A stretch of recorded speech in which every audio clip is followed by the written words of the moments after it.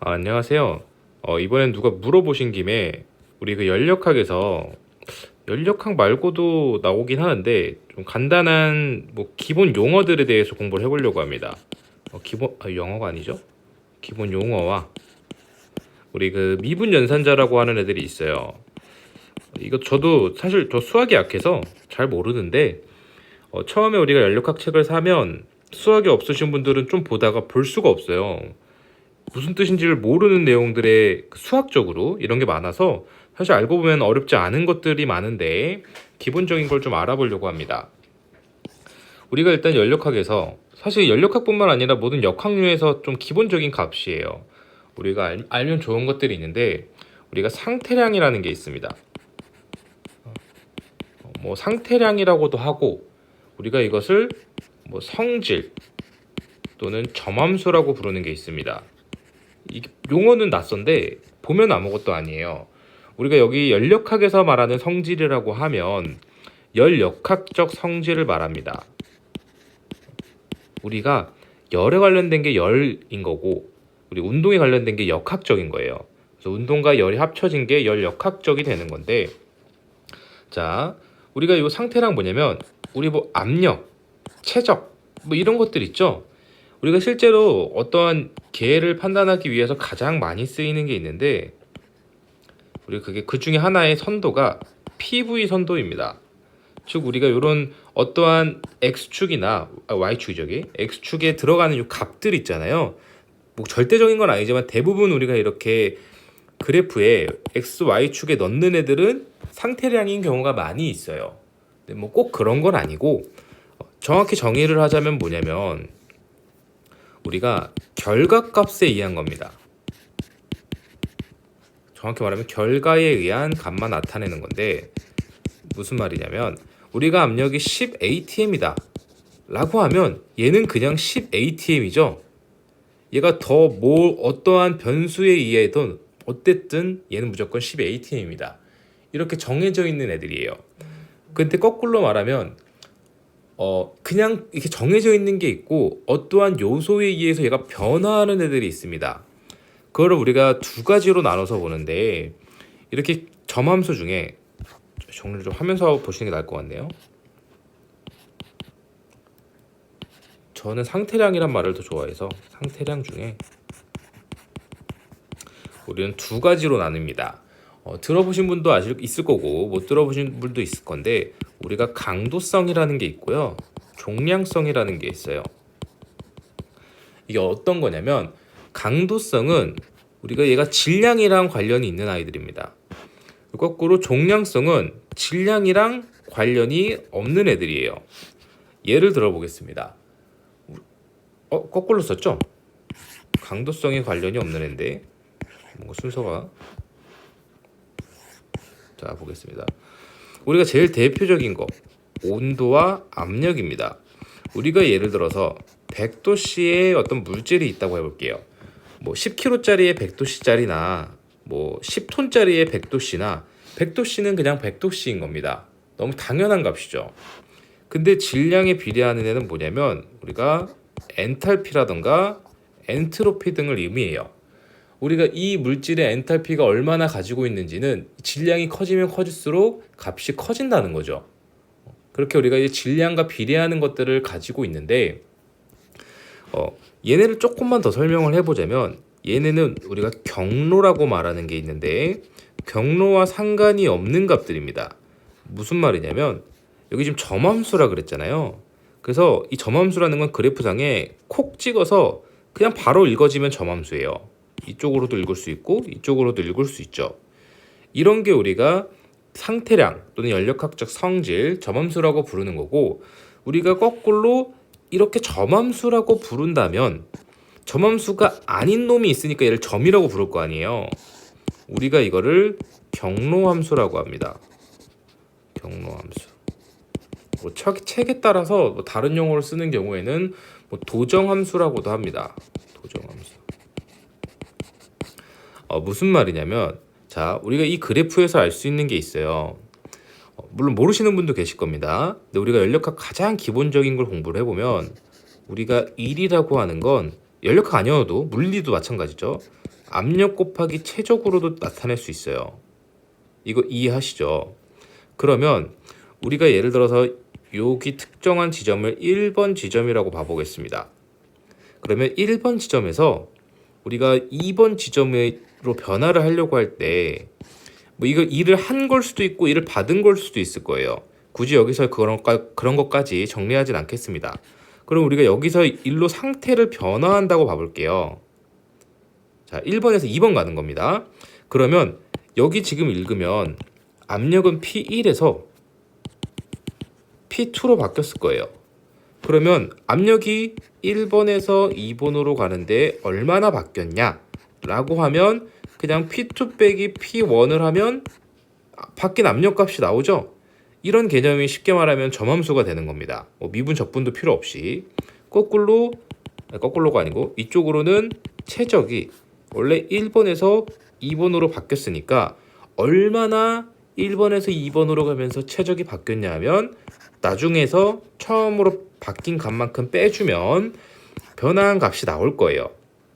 근데 여기서 이제 경로함수라는 게 어떠한 차이를 발생시키냐면 경로는 자, 우리가 1번에서 2번으로 가는 동안 일을 얼마나 했니라고 말하면 알 수가 없다는 겁니다. 이게 경로함수예요. 무슨 말이냐면 경로에 따라서 값이 변화하는 함수라는 건데요. 자, 1이라고 하면 P 곱하기 V라고 말씀을 드렸어요. 그 말은 예를 들어서 여기 1번 지점에서 이거 좀 지우고 자 1번 지점에서 2번으로 가면 우리가 P 곱하기 V라고 하는 건 요 밑에 요 면적 있죠? PV 선도에서 알아두면 좋은 건데 우리가 요 어떠한 과정을 거쳐서 지나갈 때 그 하단에 면적 있잖아요. 요거 이 면적이 여기서 한 1의 양입니다. 1번에서 2번으로 갈 동안 한 1이 얼마냐라는 게 W예요. 요 양이 값이에요. 이게 경로함수가 되냐면 자 보시면 우리가 1번을 지금 2번 갈 때 이렇게 그려놨지만 1번을 2번으로 갈 때 이렇게 갔을 수도 있을 거고요. 이렇게 그냥 갔을 수도 있을 거예요. 또는 이렇게 처음 그린 것처럼 일자로 갔을 수도 있겠죠. 근데 우리가 만약에 처음에는 요 보라색 면적만큼 갔었지만 위로 돌아서 갔다면 실제 일을 한 건 더 많이 했을 거예요. 또 거꾸로 3번 경로, 밑에 경로로 갔었다면 일은 요만큼만 했을 거예요. 그래서 우리가 1번에서 2번으로 가는 동안 얼마만큼 변화했는지 알 수 없는 것들이 있어요. 이게 적분이 안 되는 건데 우리가 이것을 경로함수라고 합니다. 1번에서 2번으로 상태가 변화할 동안 경로가 다양하기 때문에 우리가 그 경로에 의해서 밑에 값이 결정되는 애들을 경로함수라고 하는 거죠. 경로함수로서 가장 대표적인 건 우리가 방금 배운 1과 열입니다.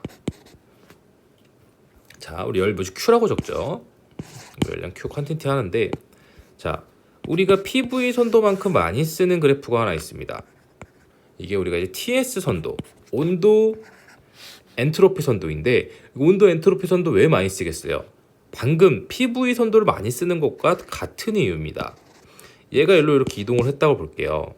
그러면 얘도 우리가 T 곱하기 S라는 게 어떠한 값을 나타내요. 딱 감 좋으신 분들은 감 잡았겠지만 얘가 열을 나타냅니다. 즉 우리가 1번에서 2번으로 이동했을 때 요 밑에 면적이 PV 선도에서는 1이라고 하는 W를 나타냈었지만 우리가 TS 선도에서는 얘가 열이 됩니다. 그래서 우리가 TS 선도는 열량을 파악하기 위해 많이 쓰이는 거고요. PV 선도는 E를 파악하기 위해 많이 쓰이는 게 됩니다. 물론 뭐 PI도 많이 쓰이고 다 많이 쓰이지만 자, 그래서 우리가 얘 열도 이렇게 갔냐 또 이렇게 왔냐 가는 방향 같아야죠. 이렇게 갔냐에 따라서 열을 얼마나 이동시켰는지 방출했는지 흡수했는지가 달라지기 때문에 우리가 이렇게 많이 쓰고 있어요. 이것도 경로에 의해서 변화하는 거기 때문에 경로함수의 대표적인 게 1과 열이 됩니다.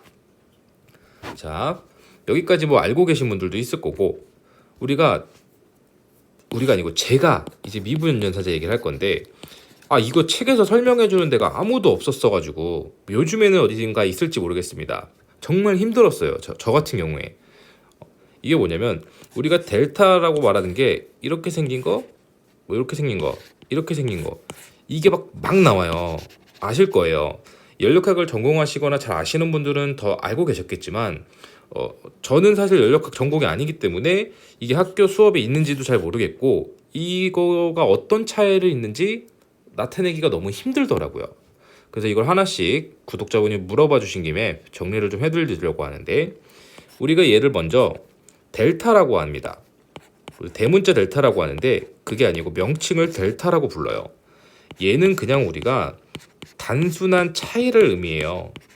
수학적으로 사실 다를 수 있습니다. 제가 알고 있는 한도 내에서 말씀드리는 거예요.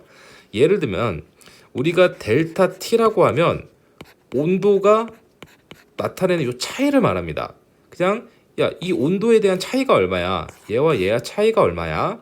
일반적인 우리가 뭐 자연수 같이 정수 같이 어떠한 값의 차이를 의미해요. 그래서 얘가 제일 쉽게 많이 쓰이는 값이고, 이제 여기부터 전 정확히 잘 몰랐었는데 우리가 얘를 D라고 부르죠. 얘는 뭐냐? 미분 연산자입니다. 미분 연산자, 얘네가 다 미분 연산자죠. 정확히 말하면 미분 연산자. 근데 우리가 그냥 미분 연산자라고 하면은 약간 뭐 헷갈릴 수 있는데 일단 써보겠습니다. 미분 연산자. 미분 연산자인데 얘는 수학적으로 완전 미분이에요. 완전 미분이 뭐냐라고 하면 저는 사실 그렇게 설명드리기 좀 어렵습니다. 제가 이거 수학적 용어를 모르기 때문에. 그래서 이렇게 안 하고 얘는 1차원적인 미분입니다. 이거 좀 어렵게 느끼실 수도 있겠지만 제가 이따가 간단하게 이해할 수 있게 설명드릴게요. 그래서 얘는 점함수예요. 점함수에 많이 적용이 돼요. 그러니까 우리 상태량에 많이 적용이 된다는 거죠, 대부분. 그 다음에 순서가 좀 다른데 얘 있죠, 얘. 우리가 얘 소문자 델타라고 하는데 얘는 델이라고 부릅니다. 이가 아니겠죠. 델타, 델. 자, 얘도 미분 연산자예요. 근데 얘는 뭐 1차원, 2차원 이런 개념이 아니고 얘는 경로함수에 대한 미분 연산자입니다. 그래서 얘는 이제 불완전 미분이라 그러고, 아까 위에 거 완전 미분이었죠. 불완전이 이제 뭐 이런 게 중요한 게 아니고 우리 같은 경우에 얘는 적분이 안 된다는 거예요. 얘는 적분을 할 수 없다. 거꾸로 무슨 뜻이냐? 얘는 적분을 할 수 있다. 미분 적분 어렵게 생각하실 수 있는데 제가 이따 쉽게 한번 설명드릴게요. 저 잘 못합니다, 수학. 자, 그 다음에 이제 요거 있죠, 요거. 얘가 이제 우리 라운드라고 부르는데, 자, 얘도 미분 연산자예요. 근데 얘는 어디다 쓰이냐면 3차원에 쓰입니다. 수학적으로 말하는 건 의미가 없는 것 같아요. 그건 수학 강의 들으시고. 그리고 얘는 뭐 점함수라기보다 쓰이는데 많은데 편미분이에요. 편미분. 자, 얘는 적분 됩니다. 적분을 얘로 해본 적이 없는데 중요한 게 아니라, 자, 봐보겠습니다. 어떤 차이가 있냐면 우리가 간단하게 미분을 봐보면 아까 1번에서 2번으로 이렇게 넘어갔다고 해볼게요. 근데 이렇게 선으로 점을 하나씩 그리게 낫겠죠. 이렇게 선으로 넘어가면 그냥 빼면 되는데 직선이면 얘가만 이렇게 곡선이라고 해볼게요. 그러면 우리가 아까 여기가 PV 선도라면 요 밑에 면적이 1이었잖아요. 여기가 W인데 얘를 우리가 2 빼기 1, 뭐 1 빼기 2든 구할 수가 없잖아요. 그래서 우리가 얘를 아주 잘게 쪼개서 여기 쫙 쪼개서 이 쪼개는 자체, 얘를 우리가 미분이라고 하는 거죠. 근데 얘는 지금 PV인데 이 그래프상 지금 1차원이잖아요. 그래서 얘는 DV로 쓰는 겁니다. 아주 작은 면적이다라고 해서 미소한 면적이라고 많이 표현을 하고 우리가 얘를 DV, 뭐 이렇게 자른다면 얘는 DP가 되겠죠. 이해되시죠? 그래서 우리가 이걸 다 합쳐서 예를 들어서 얘가 1번 미분, 그러니까 미소한 면적, 얘가 2번 미소한 면적 쫙 합치게 될 겁니다. 얘네들을 다 합쳐서 우리가 적분을 하게 되는데 우리가 결국 1번에서 2분까지 더하기 때문에 인테그랄해서 1번에서 2번까지 다 더할 거다. P, D 미소한 면적을. 자, 이거 중요한 거 아니에요. 수학 몰라도 돼요. 이런 게 중요한 게 아니고 얘는 그냥 적분하면 실질적으로 어떻게 나오냐면 P를 빼고 보시는 게 더 편합니다. 그러니까 V만 합쳐보겠습니다. 그러면 얘는 V2-V1이 나옵니다. 왜냐고 물으시면 그냥 수학 들으세요. 근데 차이가 뭐냐면 제 말은 적분이 된다는 거예요. 요게. 근데 우리가 이 델 같은 경우 아까 경로함수 있잖아요. 그러니까 쉽게 말하면 지금 W는 알 수가 없어요. 얘가 우리가 V2, V1에서 V2로 변할 때 얼마만큼의 최적 변화가 있었냐고 하면 이렇게 그냥 적분을 하면 됩니다. 근데 얘 1은 지금 밑에 면적이 다 경로에 따라 달랐잖아요. 그래서 얘는 우리가 아까처럼 똑같이 1번부터 2번까지 2를 더해주세요가 안 된다는 거예요. 이렇게 써야죠. 경로함수니까 이게 불가능한 거예요.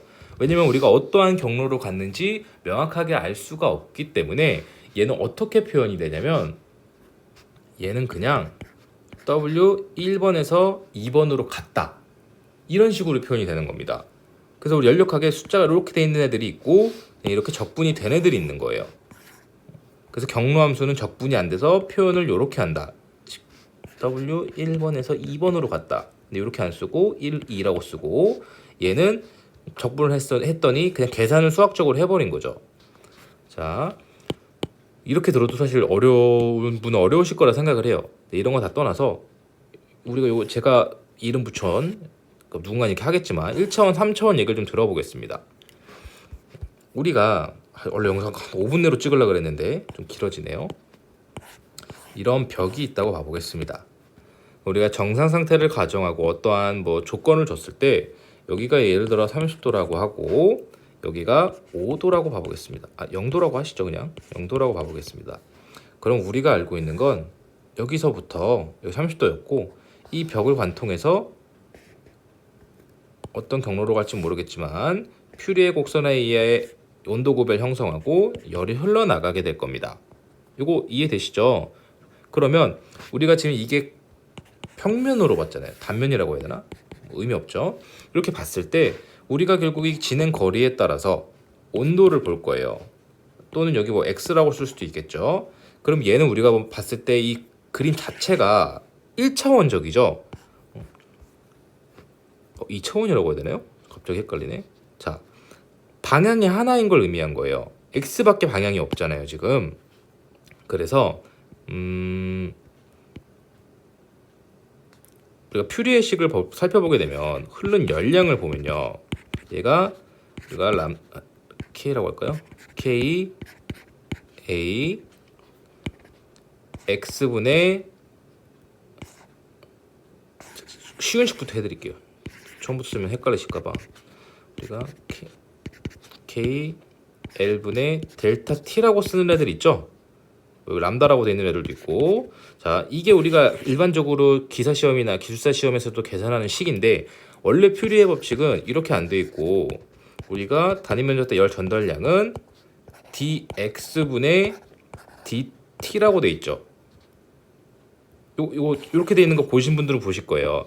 이게 결국 미소하게 실제로 열은 어떻게 이 구배가 흘러갔을지 모르기 때문에 여기를 이렇게 다 쪼개서 보겠다는 거예요. 근데 우리가 여기 쪼개는 게 그냥 단순히 이렇게 쪼개는 거잖아요. 이렇기 때문에 이게 우리가 1차원적인 개념이라고 말씀드린 거고 실제 벽체는 어떻게 살펴볼 수 있냐면 제가 그림을 좀 못 그려도 양해 부탁드리겠습니다. 벽이 이렇게 있을 거고요. 우리가 여기서 여기 열이 이렇게 흘러오면 여기가 30도고 여기가 0도라고 봐보겠습니다.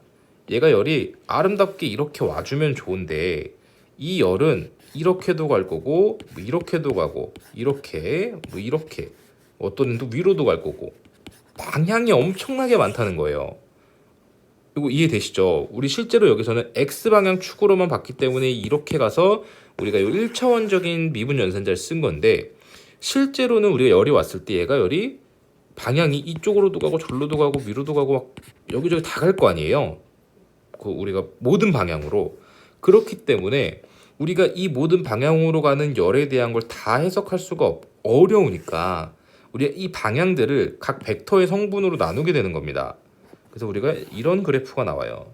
우리가 그래프라기보다 좌표계가 되는 거죠. 우리가 예를 들어 여기가 x였으니까 뭐 여기 y도 되고 좀 세로 y가 편해서 y 두고 z를 더 보겠습니다.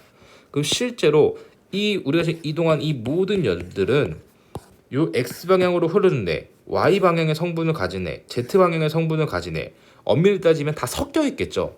예를 들어 얘가 1번이라고 봤을 때 얘는 열이 지금 이쪽 x 방향으로도 약간 흐르고 있고 약간 위로 가고 있으니까 위로도 흐르고 저 z 방향으로도 흐르고 있습니다.